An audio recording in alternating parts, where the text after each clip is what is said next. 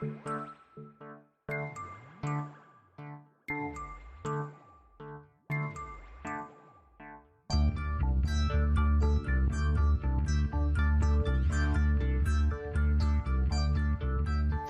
is Continuum Drag, a weekly podcast revisiting television sci-fi, fantasy, and everything in between. This week, Black Noon. Well, I don't want to trouble you with our problems. I'd like you to tell me. Well, we worked a mine here. Gold. Not the richest mine in the world, but enough to sustain the village. And it played out. Doesn't pay now to even work it. Tell the Reverend about the church, Caleb. Some time ago, our church burned down. And shortly after, our minister took ill and died. Like the book says, Reverend, we have suffered many things in vain. Let's look on the brighter side, Joseph. Now, when we found you in the desert, the minister, we had hope that you might stay with us and help us.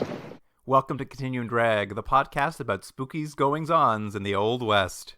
I'm Luke, here with my co-host Jordan. What's real, Jordan? I noticed, and I don't know if you did, this movie we're going to talk about, Black Moon, Roy Thynes. Did you notice Roy Thynes? Or Thins, however you pronounce his name? I did. I was going to talk about that too. I recognized his name and I didn't know why, but when I looked it up, I'm like, oh! Yeah, I did the same. Yeah, so it's, we'll get into it more, but he played David Vincent in The Invaders in the 1960s, and a tiny little part. I think he played the same part, didn't he, in the 1995 TV movie we watched? Yeah, in the Scott Bakula miniseries of The Invaders we watched. He sort of reprises his original character from The Invaders in that. So I was just like, hey, we've seen this guy before.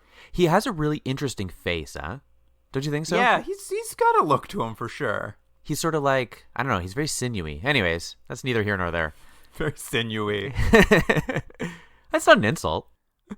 Well, this week we are watching the 1971 TV movie Black Noon, which is, I guess, was released as part of the CBS Friday Night Movies series. I'd never heard of this, and I'm sure you've looked into it more, but I think this is a great idea. I wish they still did this on TV. I know no one's watching cable anymore or broadcast television, but I think there's something great about just, here's a TV movie, something fun. There was a period of time where it was just like, every Friday we're going to give you a brand new movie. We're making a brand new movie for you every Friday. Yeah. And this, like, you can tell this is not a huge budget, and they're probably using another Western set from probably other movies that were filming at the time, but I think it looks pretty good.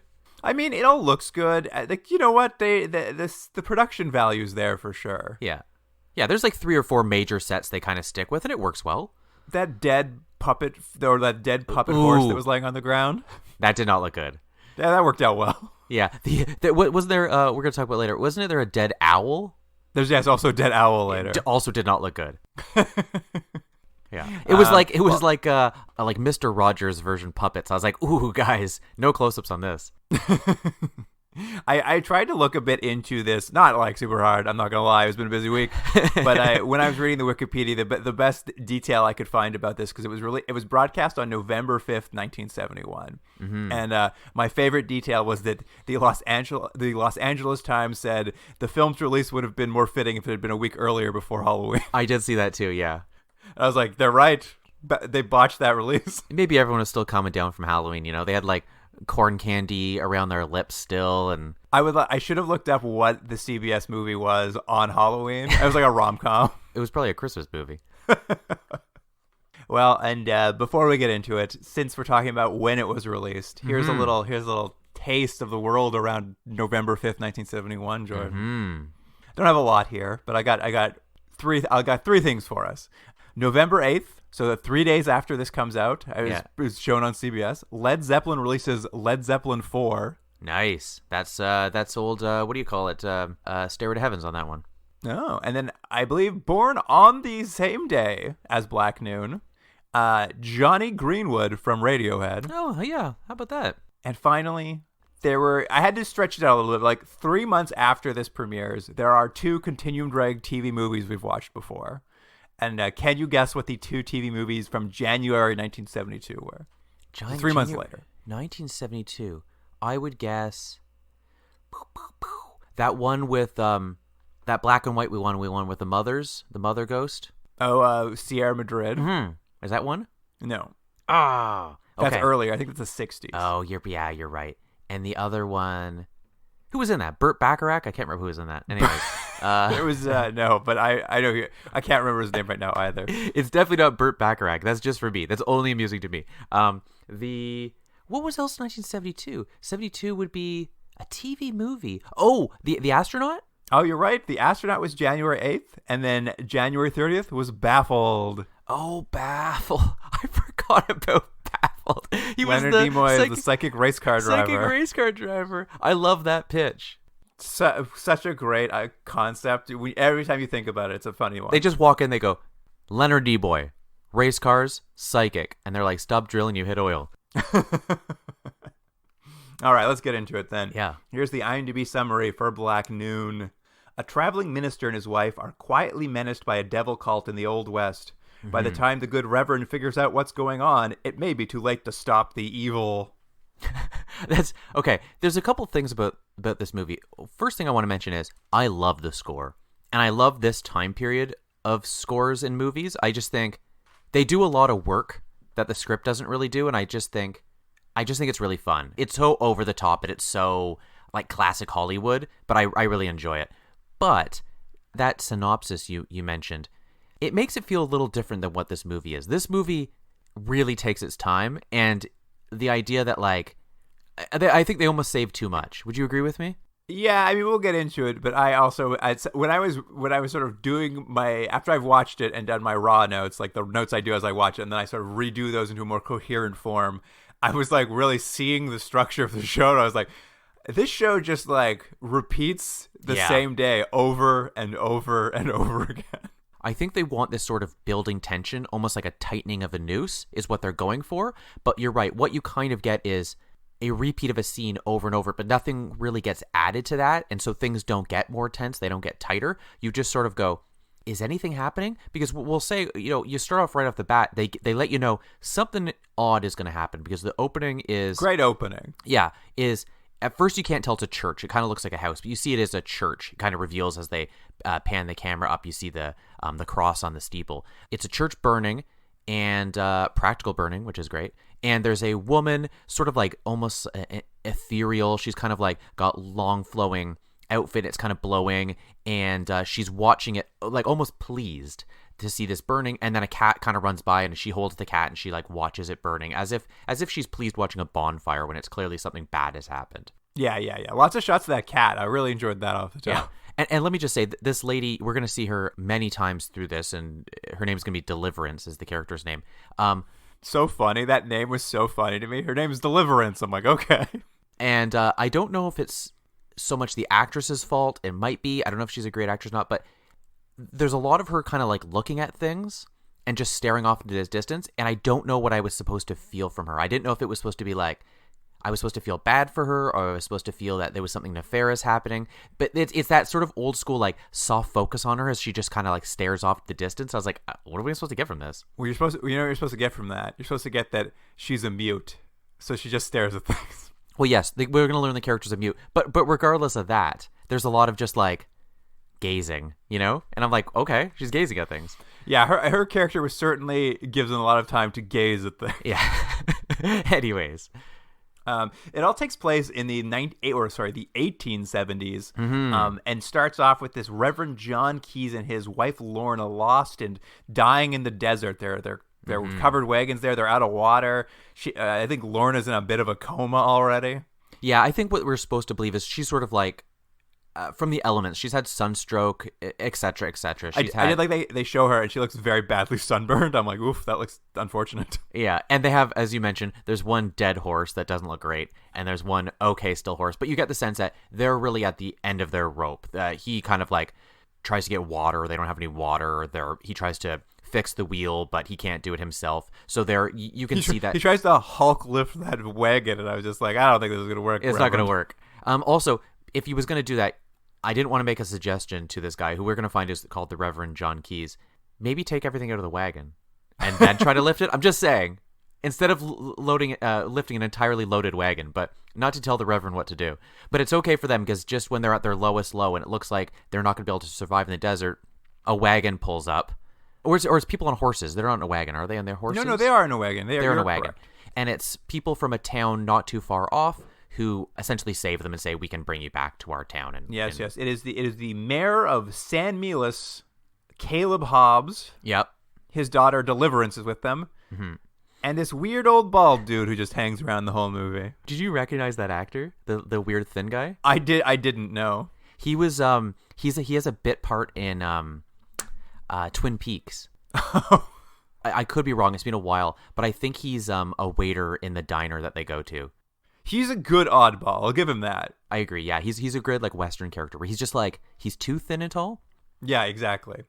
And they help out the Reverend and his wife, and they're loading them up. And something's spooky when a rattlesnake rolls up and then looks at Deliverance. Deliverance just like gazes at it blankly, and the rattlesnake flees. Yeah, but again, blankly is the right word because it's not like she gives it even like a frown. She just gazes at it like she gazes at everything. I was like, oh, I guess she has powers. Yeah, look out! Deliverance has powers. Yeah, or it's not. Or if she doesn't have powers, she has a presence that even rattlesnakes understand. Yeah, bad Don't vibes mess with on her. that lady. Yeah. So they head back to this town, and they're put up at the mayor's house so that Lorna can recover in a bedroom, and they kind of show the Reverend around the town of San Milas, which they explain very quickly off the top, something I wouldn't have noticed if they hadn't brought it up. What's that? They're just like, hey, I know you may look around our old west town and notice that a lot of nautical themed things that's everywhere. Right. That's right. And that we all speak in New England accents. And I'm like, are you speaking in New England accents? Yeah, it was funny. They're just like, I know things are a little off, but I think maybe we're so removed from what they were trying to say at that time, where I was just like, I didn't notice anything different. I did, like, when they pointed out that there's a nautical theme. I started looking. I'm like, oh yeah, there's like mastheads and big like steering wheels for ships on the wall. But here's the thing, Luke. Let's say you and I lived in some New England town, and then for reasons we had to leave, and we were going to set up hundreds and hundreds, if not thousands of miles away. Why would we bring stuff that's only meant for the ocean? We're not going to bring decorative stuff for the ocean. Oh, well, to explain this, we'll tell you, we're from New England, and we moved here. I'm like, okay. And I was like, all right, so anyways, you're supposed to clock that, is what it is. I mean, they really want you to know it's like something's off here. And it's like a good, like, I mean, as soon as they say New England and we're a little weird, I think both you and I piece together immediately where in New England they're from. Yeah, which we'll talk about at the end, but I don't know if that works. But anyways. It's very, I mean, yeah, we'll get into it. And the other thing that's been going on in the town is they're a bit down on their luck. You see, the gold mine ran out of gold. The church burnt down. Their last minister died. There's even this Tiny Tim kid on crutches walking around. They're like, check that kid out. Isn't that sad? He's got on crutches. I kind of like this, though. I like the idea that the entire town moved essentially during a gold rush. And things were going great, and so they were able to quickly build this town, and everyone was prosperous. But it all has just gone bad, and so you get the sense, and I think they want you to think this, that there's some malevolent force behind it. It's too much bad luck, Too much bad luck, yeah. Yeah. And to really drive it home that there's so much bad luck, the local black hat bad guy cowboy rides into town, a gentleman named Moon. I don't know why this guy, I really enjoyed him because he loves being a bad guy. He like shows him town. He's one of those like he's shooting people and laughing about it. Yeah. It's like he's like a Lee Van Cleef kind of character. I really enjoy. Well, here's a question for you, Jordan. Did you recognize Moon? No, who was Moon? We've seen him before. He was in the pilot to Quark as the High Gorgon, and he like he had like a big like black glove on or something, and like crushed electronics with it. But like he took off his mask, and that's I realized when I looked, I'm like, that's exactly who that guy was. It was the same face. Oh, I didn't recognize him. That's a good call. So that's two people from previous things we've watched. Actually, there's one more too. A character named Jacob, who I'm not sure who that is. Jacob. I think he's probably one of the townsfolk. Okay. That guy was also been in Beyond Westworld and The Stranger we've watched.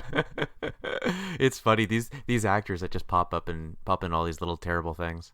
Anyway, this Moon character, this black hat cowboy, he comes in and he's just like extorting money from the town. He's like, give me your money from the gold mine. He's like a mafia enforcer. He basically is like, he has been coming to the town, taking his piece, which you're assuming is more than justified, right? He's just like, give me your gold every time you have it. So but I think protection money. It's all racket. Yeah, but I think this time when he shows up, he comes and they basically are like, there's no gold left. Like, this is it. This is the last payment we're giving you. And he's like, no, it's not. It's not. I like he kicks over that old bald weirdo and then like drags him behind his horse, and like the Reverend's like trying to pull on the rope to help him. But it go like that character, that actor, he just lays on the ground and he just says 7 or 8 times, "Thank you, Reverend. Thank you, Reverend." I know. In that tone, not afraid, not anything. He just keeps saying, "Thank you, Reverend." It's funny because what you're supposed to get is the Reverend's the only one who will stand up to this guy. He's so dominant and so evil and has done so much damage to this town. Everyone's scared of him. And to prove how evil he is, he gets his rope around this old guy's legs and sort of drags him. And they're like, "You're going to kill him by dragging him." But yes, his performance sort of is counterintuitive to that, because he's just like, "Oh, this is unpleasant." And it's like, but he's supposed to be dying. And so, but the point is the Reverend's the only one who kind of stands up for them. They float a line around here where they're just like, "Well, we can't stand up to him because we have a non-violent policy here, so no one in town can stand up to him." It's like, okay, what? Well, yeah, they're pacifist. It would have been better if they had seeded that more. You know what I mean? Like, they're like, because we're Quakers or whatever it might have been, and to explain why that is. Let me tell you one thing I know, Jordan, about the Old West. What's that? You go there as a pacifist, ain't gonna work out. Not with people like Moon around with his evil mustache. Anyway, Reverend seeing the town now, and kind of the next day, Lorna wakes up from her coma, her problems, and she's kind of now meeting the people. Ill-defined illness. Yeah, her ill-defined illness. And it's great because all the town's coming up to say hello to her and stuff, and like Deliverance walks in, and like she just clocks this woman walking in, and she's like immediately just like, "Fuck this lady." Yeah. I'm like, my husband wants to like get with her. I can tell. Like, she's been awake for 30 seconds maybe. And she just like immediately like locks in a Deliverance, and she's just angry and jealous the whole scene. And to be fair, probably justified. Well, as we'll come not to at this see, point. Not at this point. She's got a good sense of what's going on in this town. Yeah. And I should say this actress really gives what she can to a role where she's mostly in bed freaking out. Yeah, it's so funny. She so rarely leaves this set, and this is what I started talking about, like the dazed repeat. It's like basically every 3 scenes, it's like this bedroom in the morning, go out into town, maybe one other location, this bedroom at night, this bedroom in the morning, back out to town, this bedroom at night, this bedroom, like this repeats itself over and over again. It's like the first time. There's like, I think I counted 3 or 4 nightmare scenes. Like, you think they would just do one to get the point across, but they do it over and over because, as you're saying, they've come back at night after the day's events, and now they're like back into the room. Now it's nightmare time. Now we wake up in the morning. It's like, it is funny how much this repeats. At any rate, she immediately is just like, "I don't like this town. We should keep going. You had a sweet job set up somewhere else. We should get out of here ASAP." And he's like, we will. Just get, you need to heal up and we'll go. That's a good point though, Luke. The reason they were out traveling is because he has a job as the new Reverend at a town, and the wife keeps saying, like, "We have a responsibility. We're supposed to go. They're waiting for us." And he keeps saying, "Yes." Like, he's delaying, and at first you kind of get the sense that it is because of his wife, but as we go through it, you can see that he likes this town. He likes how he's being treated. He's being treated as more than a person. He's being treated like almost not a deity, but like as a savior figure, and they're exalting him so high that he likes it. He likes the attention. He wants to stay there, at least partially selfishly as well. Well, and this kicks off because, like, the town basically, they don't have a minister. The church had burnt down, so they're in need of some spiritual guidance. And the Reverend Keyes is happy to give them an outdoor sermon. And he goes out there, and his sermon was so funny to me because he's just like shouting Bible verses. He's not even like tying them into any larger. He's just like, a Bible verse. Another Bible verse. It like, was what? weird. What are you shouting at me for? I know, it was weird. It was like they didn't want to write a sermon, so they just have him kind of like deliver it sort of in that stereotypical like Southern Baptist kind of style. But yes, he wasn't delivering anything that coalesced with what he was saying. It was odd. It was an odd thing to watch because they're all supposed to be very moved by what he's saying, but he's not saying anything that would land, Well, it's just all, they felt to be like disparate Bible verses he was saying. He's just like, 10 commandments, and they're all like, that's great. Anyway, but this sermon is so good, Jordan. It is so good that it literally somehow faith heals Tiny Tim. He throws down his crutches, and Tiny Tim gets up and does a little jig, and he says, "I'm cured." And that's what's his face who plays the role is Leif Garrett. It's Leif Garrett who plays the role. Who's Leif Garrett? He was sort of in the 70s. He became a bit of a like teen heartthrob. Yeah. The town's very impressed. They're very impressed that little tiny Tim was cured. And, Deliverance, she's mute. And she's like, this is also very impressive to me. So at some point, she like takes Reverend Keyes aside and through a series of hand gestures and eye movements, telegraphs to him that he's like, hey, can you cure my mutism? Yeah, it's funny that she did that. I think there's much faster ways. I know no one can see me, but just like point to your throat and then move your hand like a mouth.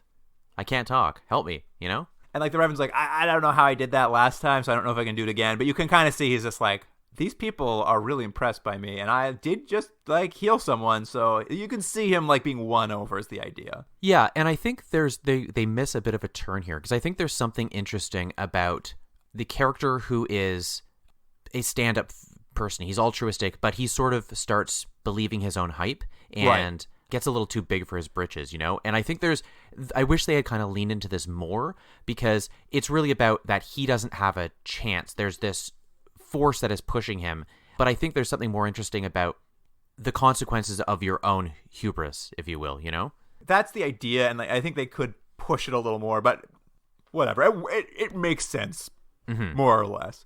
Yeah, because what you get is they love him. Basically, it's like he's come to a town, he's a superstar. Everything he does is great. Everyone wants him around. Everyone wants to hear his opinion. So he's just like, he's all full of himself. He's like, this is great. And meanwhile, every time he has to come home, because we see it over and over, his wife's just like, we got to get out of this town. He's like, no, but it's pretty good here. She's like, we got to get out of this town. I've got a migraine. But what he doesn't notice when he goes to visit this Deliverance in this scene, they're always such flirty little scenes. When he goes to visit her candle shop, which is so funny. She's a candle maker, but she's also a good sculptor apparently. Because he's like, oh, this one looks like a dog, and this one looks like a horse. You're amazing. But what he doesn't notice is that Deliverance has also sculpted a perfect wax likeness of Lorna, the Reverend's wife.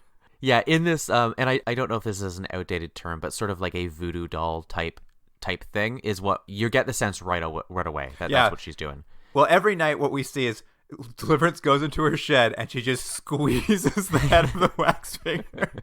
And then up in the room, Lawrence is like, my head really hurts. Yeah, how amazing would it be if she just squished it, it just popped, and we watched the scene from like Scanners where just like just Lorna's head explodes? Because by the end, like over the course of the show, we'll see like she never. This is also like something they don't build on. Like she's basically already sculpted the perfect figure, and at some point they'll like steal a lock of her hair and add it to the sculpture. But it's not like. But it never gets better. Like you think it's like something that they're going to like build over time, but really, even when they add the hair, it still has the exact same functionality it did before. You're right. That really should have been a thing where she could, Deliverance could only do so much because of the limited DNA or whatever you want to say from the person that she was trying to affect. But as she was getting more and more, she could, create more evil. But they're just sort of like, now she has hair on the thing. It looks a little bit more realistic. And there is a moment at the end where I thought they were going to go to that. Like at some point, Deliverance will turn to that thing and grab the head, and it's going to be a climactic moment for Lorna. And she really grabs the head, and I thought for sure she was going to crush it, and that was going to like do so. Like even if she and Lorna does eventually fall into a coma again as a result of this, but they don't even really play. Like I really expected that at least them to show that like that wax head getting crushed, because they can't, they couldn't do like gore, but you could like crush but they never even go for that, which I was really disappointed in. Yeah. But again, the real point of all this is that on the surface of the town, John Keyes, I think his name is, everything's great for him. It seems perfect, but they tell you right off the bat that this undercurrent, there's this evil happening. So you get that. Certainly you got to watch out for Deliverance. Yeah, at the very least, yeah. And I mean, this is sort of also that this is their first night there, so we see like the first of many, many bad dreams and visions. He also has these like waking visions, but Reverend Keyes always sees a shirtless man covered in bloody wounds, and then in his dreams, the shirtless man will like chase him, and he's always running away from the shirtless, bloody man, and like. In these dreams, he always gets to some pearly gates, and waiting at the pearly gates for him is Deliverance, and they always like get really close and snuggly, and that like drives the bloody man away, and like immediately you're just like something weird. I mean, I think immediately you know exactly what's going on, but it's pretty clear, I think, to the audience. I would assume even in 1971, it's pretty clear. It works. It's fine. It works as it is. It's fine. Yeah, yeah. And I mean, to Lorna's credit, one of those nights she wakes up and she goes and looks out the window out back of the house. And what she sees is a bunch of children dressed in very creepy animal masks, which is very good. Like, very like a Wicker Man or something, or Midsommar or something. Like, it's very in that vein of like kids with candles chanting something in scary masks. And this is what they should have leaned into more, because I actually thought that was very effective. The idea of just like looking out the window and seeing creepy kids with solitary candles wearing these creepy masks. That was great. It's like, that's creepy. I mean, this is pretty close off the start, so it is setting up a pretty good like potential mystery. And like Lorna goes out to like, I don't know, I guess confront them or chase them off her lawn or something. And she gets out there and she like steps on that cat, which was the shot of it was very funny because she doesn't just like step on its tail. Like, she like full on steps on the midsection of the cat. Cats hate it when you do that.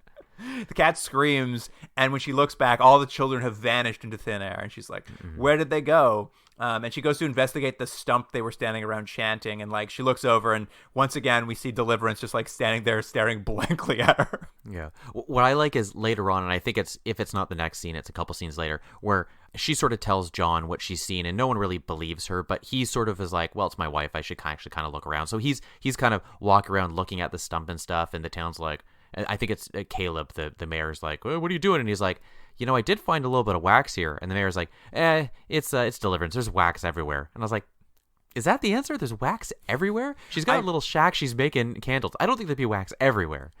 Yeah, I mean, that's just sort of it, is like, she goes out there, she sees Deliverance, she like pulls a cloth off the stump, and this is when we see the bad dead owl prop. Yeah. But her reaction to it is so funny. Let me ask you, though, what was supposed to be happening? The kids with the candles and the creepy mask were maybe doing some sort of evil ceremony with the dead owl? Yeah, something like that. Okay. But like, she sees the dead owl. This is one of my favorite parts. She sees the dead owl. This actress just like screams and then literally just falls backwards and just like collapse. It wasn't even like she collapsed. She just like goes rigid and falls backwards. Yeah, she was like a cartoon character. And of course, what you're saying is like the townsfolk and the Reverend find her the next morning, and she says what's going on, and the Reverend wants to believe her, but like the entire town, like you say, they're all just gaslighting him. They're like, dude, she's sunstroked. You can't believe a word she says. You got to trust us, the townsfolk. And again, they've done enough work of making him feel great about himself that he's like, well, these people are really nice, Well, and very quickly, her little episode is forgotten because that bald weirdo rides into town. He's just like, he was, I guess, out at the gold mine boarding it up now that it's empty. And while he was doing that, he says one of the old mine shafts collapsed. And when he went inside, he saw the biggest vein of gold they've ever found. The town is saved. We've got gold again, baby. Yeah, and the first thing I thought was, you guys did a terrible job of investigating this gold mine before you closed it up. It was right there. You were so close. You gave up. It's like that. There's the meme of the two people like that's right hacking through, and the one guy gives up just before he gets to the gems. It's like, it's the perfect metaphor for this. But the point is, the town is now saved, and it's supposed to be that it's no coincidence, at least to them, that John has shown up and their fortunes have changed in so many ways. Yeah, he's their good luck charm at the very least. Yeah, I was just gonna say, is this when Moon shows up now at the height of their excitement? Well, what happens now is the mayor's so excited. He's just like, hey, Keys, you should stay. We're building a brand new church for you. We're going to start building it this exact second.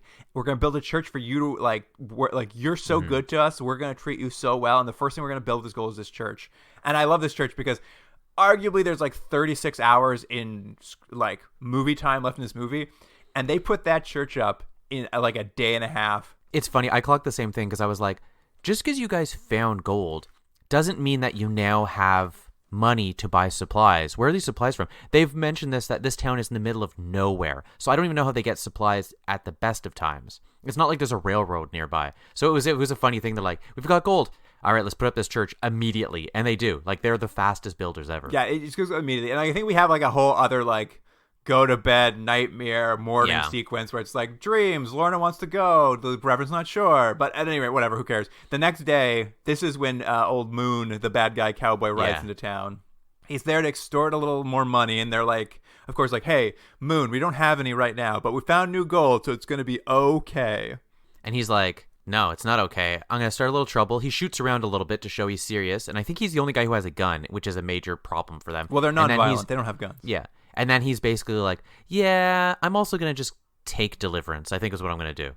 Yeah. And he's like dragging her off, and he's really goading the town, particularly the Reverend. He takes one of his pistols out and like throws it at the Reverend's foot, and he's just like, stop me if you want, but you won't, so I'm taking Deliverance. And of course, as he drags Deliverance away, the Reverend does in fact reach down, grab the pistol, and like shoot old Moon in the back. And he kills him. And you can see, and I think the actor, Roy Thines or Thins, I don't know how you pronounce his name, I think he does a really good job here. That sort of like, that moment has irrevocably changed him. It's against everything he believes in because now he's killed someone. And I think we get a scene later on where he's really selling it. He's like pretty how broken upset up about it. He's pretty broken up about it. But there's a silver lining through it, because as he saves old Deliverance, she turns around and she speaks her first words and thanks him for saving her. And he's also cured her muteness. Somehow, miraculously, that's done it. Anyway, that's the end of that day. We get a whole another sequence of days and nights, and then where the next day rolls around. And of course, Lorna's still, like, every time we do this, it's always the same thing. It's like, Lorna says we need to leave. Deliverance squeezes her head to keep her sick. Back the next morning. It's so not fun. her head. She squeezes the candle head. Oh, you're right. She squeezes the wax head. But like, this is sort of happening, and like, there's just a whole day here where like, it's just Lorna saying we need to leave, and then he goes out of the house and bumps into like Deliverance at a pond, and she reads him erotic poetry, and he's just like, oh, maybe I should stay. That's right. Yeah, it's she could not be more transparent. The whole poem is just basically like, I love you. I want you to stay. And let's do it. Let's do it. But I think this sort of day sequence is supposed to be like his big temptation day. Like his wife wants to go, but he's so tempted to stay, and like the mayor's offering him everything he wants. But Reverend Keyes does finally at the end of the day make the decision. He tells the mayor, we're leaving town. I have to get my wife out of here. And the mayor is disappointed, but he seems to understand the decision. He's like, no worries. We'll get you packed up. But he's just like, just do us a favor. Spend the night here tonight. Tomorrow, the church is built. We built it in this 36 hours. Why don't you give us the first sermon in our brand new church, at least before you leave? Just do us that favor. And the Reverend's like, that sounds very reasonable. Let's do it. And of course, we hit the bed sequence where he goes up. He has his dreams about the wounded man. This time, the dead moon appears in his dreams, and he shoots the dead moon a few more times. And finally, in his dreams, he makes out with Deliverance. So like, you're just like, oh, he loves it here. Yeah, and so he wakes up and he feels so bad still about so guilty about what he's done. So he actually goes to the cemetery to essentially apologize and pray over his grave, which you can see. It's just like the little set deck. It's just like the gravestone Moon is all it says. It didn't have his cause of death on it. I was disappointed. I like that. It's a callback to shot by Reverend. Yeah. But yeah, while he's out there, of course, he bumps into Deliverance, who's wearing a flowing white dress, very seductive, I guess. And after this apparent sexual tension for all this time, they finally kiss, and they imply that more than kiss, but we only see, because it's 1971, we only see them embrace. Yeah, he gives in to his desires. My favorite part, though, is as he does it, he drops his Bible, and the camera zooms in on a Bible passage, and it says, "If sinners entice thee, consent thou not." Which I was wondering. I wonder if that's an actual Bible verse. I don't know. Yeah, I didn't look it up. I don't know. I was like, I bet it's not a real verse. You didn't feel the cadence was quite right. That's right. Well, I don't know, because I don't know what he was reading from before, but it sure didn't sound like a sermon to me. Well, it's great. And then the camera pans up from the Bible verse where he's standing over this Bible verse as he's making out with Deliverance, and looks over, and like 3 feet from them, standing behind the smallest tree you've ever seen that could hide no one, is just Moon, and he's just like, yeah, they're doing it. It's happening. Yeah, he's staring at him like a cartoon, like the Cheshire Cat or something. Yeah. And it's great because I just like that the obviousness of it, because I'm like, yeah, we knew something was funny, but now it's like he's not dead, even you guys. Dead. Something's up.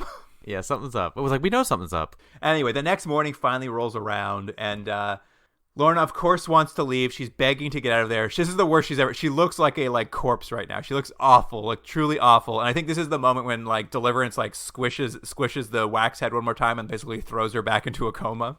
Yeah, so it's like they were so close to going, and it's like she seems fine, everything's good, but then she like looks worse than she's ever done before. Yeah, like yeah. I think she's just like unconscious immediately.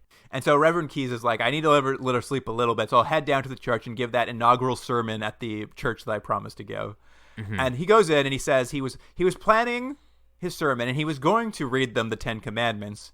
I was just like, you were going to read them the 10 Commandments as your sermon. You're awful. You're awful at your job, sir.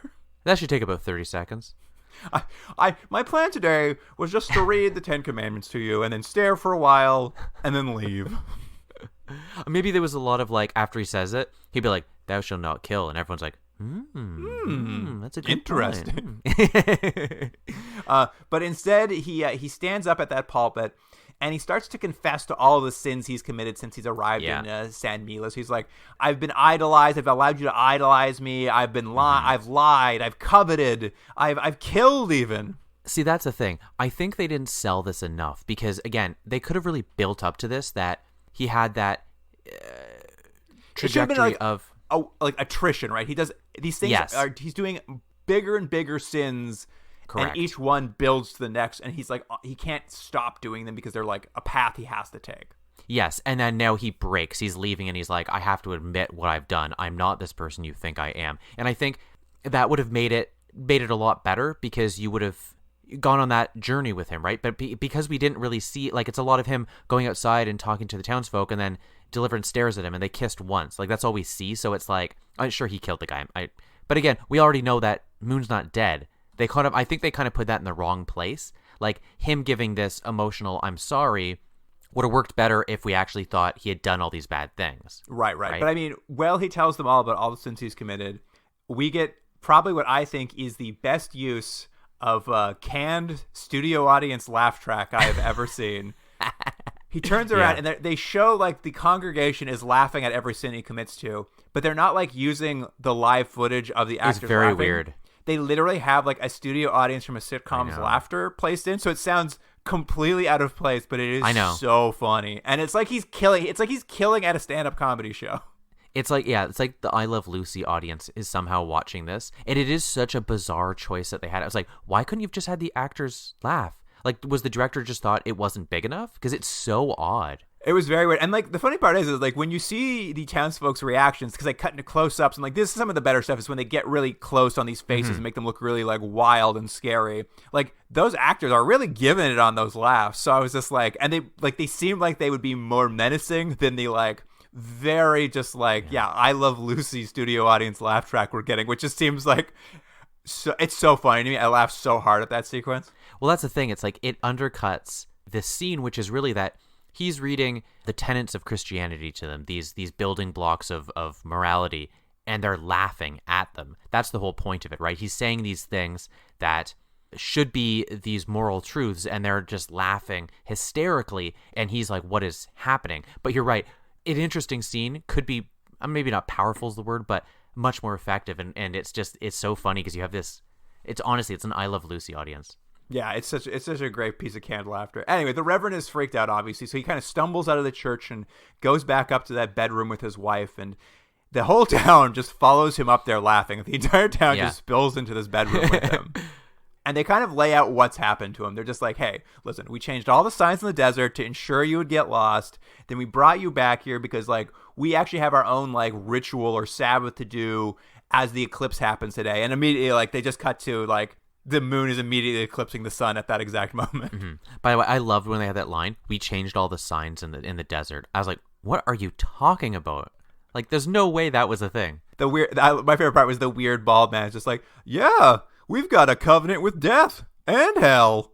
I wrote down the line. It was so good. Hold on. He said, because basically what they tell him is they have a deal with the devil. But he says, we have a covenant with death. And with hell, they are in agreement. That was the line. And his voice is so funny and squeaky. Yeah. It was so funny. I was laughing so hard. Yeah, so we learned that they're essentially, I don't know if devil worshippers is the thing. They're an odd witches. cult of some sort. Yeah, and they have, the previous minister was killed.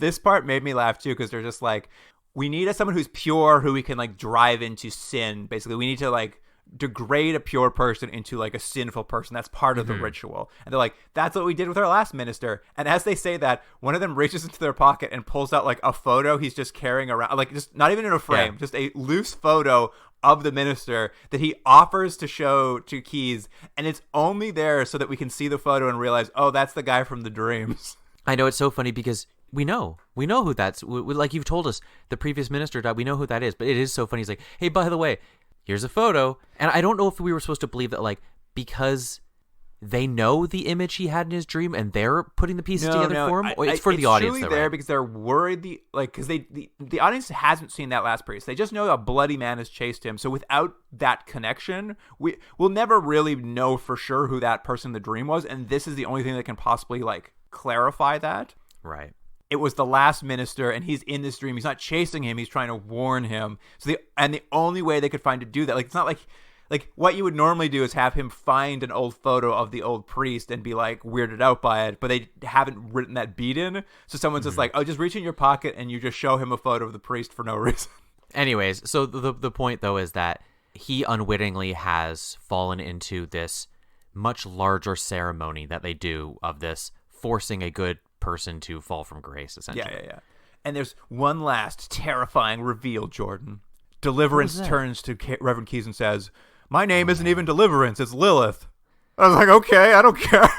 Yeah, well, it's because they're playing off of the, I don't even want to say apocryphal tale because it's not really, but it's this sort of like medieval, I think it was the medieval time period where they had this idea that in some, I think there's some maybe Jewish mysticism and early Christian writings that Adam had a different wife first, Lilith, who didn't want to be told what to do, so she left, and then Eve came along, which isn't, again, it's not in the actual Bible or Talmud or anything. It's like a separate tale, but it's one of those ones that like is an idea people love kind of clinging onto because the name Lilith then becomes this like synonymous with evil, right? Well, it's just so funny to me because it's kind of the last reveal they give, but like it doesn't top anything. Like they've just been like we're a devil cult. We're gonna sacrifice you. It's all been a trick. It's like, oh, and my name's Lilith.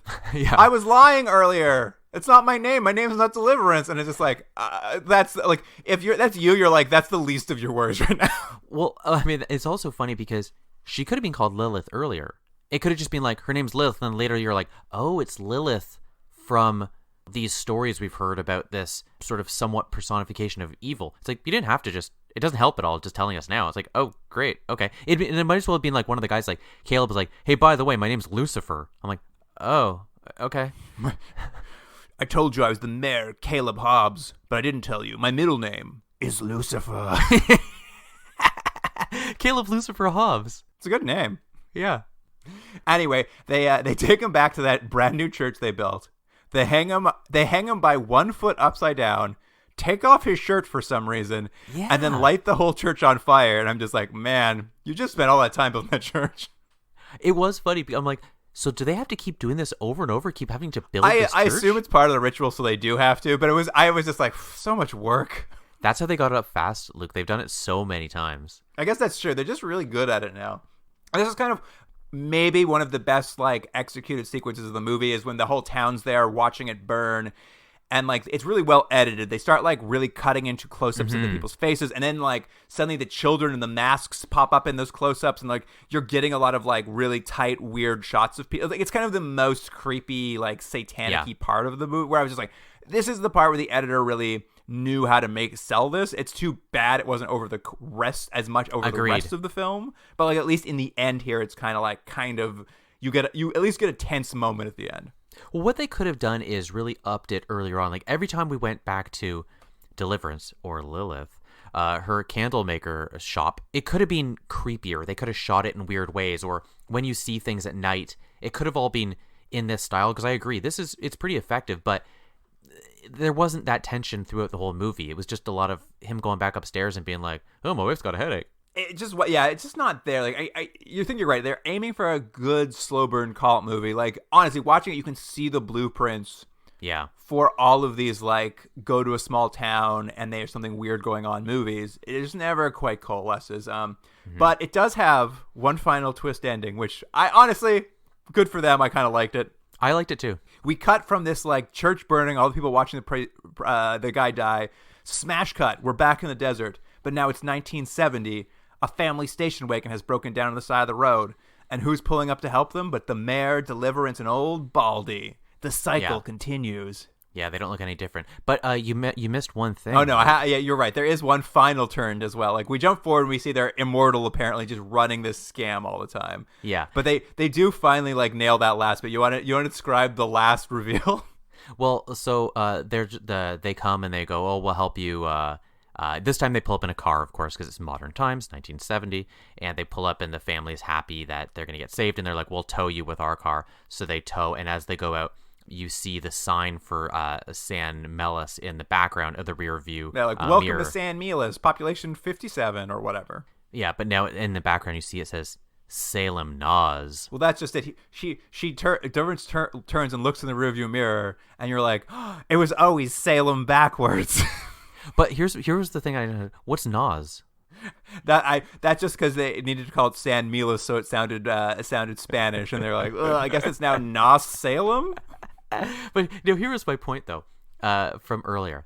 I understand why they want Salem, because Salem is synonymous with the witchcraft. No, but here's the thing.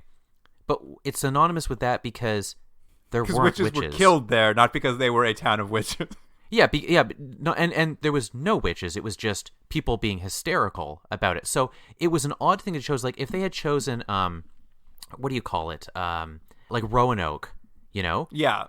Or something like that. I'd be like, oh, Roanoke, they actually left because they were evil, and it kind of plays into. Yeah, that made more sense. Like what we know about Salem is that witches were killed there. So if in this world witches exist, and not only do they exist, they are actually evil. In that case, they fled Salem. It wasn't like the town packed up and left Salem. It's like any witches that lived there left because they were being persecuted. Yeah, so like if you left the place you were getting persecuted, let's say you got persecuted in Minneapolis, would you name the new town San Minneapolis? No, you wouldn't. No, I'd name it San Silapapadamop. Whatever Minneapolis is backwards. It's backwards, yeah. Yeah. Anyway, it's a funny reveal. I love it because they show it in the rearview mirror, and they do that very 70s horror film freeze frame, like it's like Texas Chainsaw Massacre freeze frame, where it's just like freeze frame, Salem. Like you can't believe it. You're just falling out of your chair at home. Like grandma's chair just flipped backwards. She's like, I can't believe that's what was happening. But I have to say, the ending is probably the best part of the movie. Like, I like that they killed the minister. I thought it was an effective. I liked the scene of him hanging and getting burned. I was like, that's great. I thought that was good. It's just the it's opening just up to that five part, and the closing five are effective, and then everything in the middle is just like, all right. It's spinning wheels. Well, I got nothing else to say about this, Jordan. Should we just rate it? Yeah. What a quirky little movie, huh? Yeah, I've been really going back and forth on quite what to give it, because me too. It's got, like, it's fun. It's a cult in the Old West. That's kind of fun. There's a few moments of tension that are good. There are a few moments that are just unintentionally bad that are very funny. So, like, those are pretty enjoyable. But don't you wish, though, they really just leaned into it, though? Like, not maybe the fantasy elements, but, like, the creepy elements, the horror elements. I think, and part of it, I think, to be fair to this movie, I think they're handcuffed with the time they were, like, a broadcast movie. You know what I mean? In 1971. I think there's only so creepy you can only get so creepy, really. I think they captured the couple moments that they saw as like the highlight moments of being creepy, and then I think it was like, I think the script is just too workmanlike. Like it just like it just knows where it needs to go. That's and a very filling good up note. time till you get there. So as a result, like there's no craft to the middle. Mm-hmm. I think I'm torn between 3 and 4, but I think I'm gonna have to go 3. Yeah, I'm at a 5.5. I probably liked it a little more than you, but to be fair, this is probably a little bit more up my wheelhouse than yours, but yeah, it's like I wanted it to be a lot better. It was okay. There weren't enough characters to kind of grab onto, and they didn't lean into everything. Like again, the idea of a good man falling from grace and being forced, I think it's a really good timeless idea. It's just how they executed it didn't quite work. And they felt somehow like not claustrophobic exactly. Like they had what looked like great sets and all these things, but it did feel like they were like not allowed to use most of it, because you really don't see much of the town. Agree. We're really stuck in that bedroom and that one like the mayor's like living room, and occasionally we'll like go to a lake. I think it was intentional. I'm going to give this movie credit. I think they wanted that idea of being stuck in a small area, But you're right. It makes the world seem small because there's all these buildings in these town. Like the town folk are essentially just a mass of people. You don't really learn them other than the 3 people we interact with. So you get this sense of like, is there anything beyond this wall over here? Because it doesn't feel like it. Well, that's the thing is, like, I think we should have felt like they were trapped there, but because, like, but you just need to see a little more of the town and a little more of just like how oppressively isolated it was to feel that. And we never see any, like, we see a few street shots. We do get a few nice shots of the streets, but it just you never feel like you're in a place. Well, I think they needed like a scene where maybe he was trying to go further than they wanted him, and they kind of stopped him or something. You know, something that gave you more of a sense of the boundary that they didn't want to lose him. Yeah. But something was some stuff were missing in the middle. Like they just didn't have all the beats you want from this kind of thing. I like the lead though. I thought he was good. I mean, honestly, I even like creepy old bald man. Like he gives such weird delivery lines, but like it's supposed to be weird there, so it works. Yeah, but not a great movie. Not a great movie. Well, It was fun. It was fun to watch though. I still wasn't like too upset. No, I enjoyed it. Like, it was a fun watch, but I wouldn't, if someone was like, should I rewatch it? I was like, nah, probably not. No, that's I think the biggest problem is like, if someone was like, should I? I'd be like, nah, not really. Yeah. You're not missing anything. Yeah, I could tell you in 30 seconds basically what's going to happen. How long do you have to hear the 10 Commandments? 55 minutes on a podcast, what happens? That's right. I realized just after I said that, I was like, oh, there's nothing to talk about. I'm like, what? We sure found ways. Well, that wraps it up for this episode. So, listener, you, of course, can... get a hold of us at Gmail. That's what we call it. We call it Gmail around here. It's get a hold of us at Gmail. gmail.com. Yeah. And on Instagram and Twitter, we'll have some clips, some burning churches, I'm sure. I don't know what else. Wax, maybe. I think we should probably have that reveal of the owl. Oh, probably the reveal of the owl and that lady falling over. We'll definitely have San Milas becoming Nos Salem. Maybe old Baldy getting dragged and being like, "Stop it, this hurts." That's your rap name, right? Little Nos Salem. That's right. Perfect. My mixtape drops soon. But that wraps it up for the episode. So, listener, thank you for joining us, and Jordan, see you next week. See you then.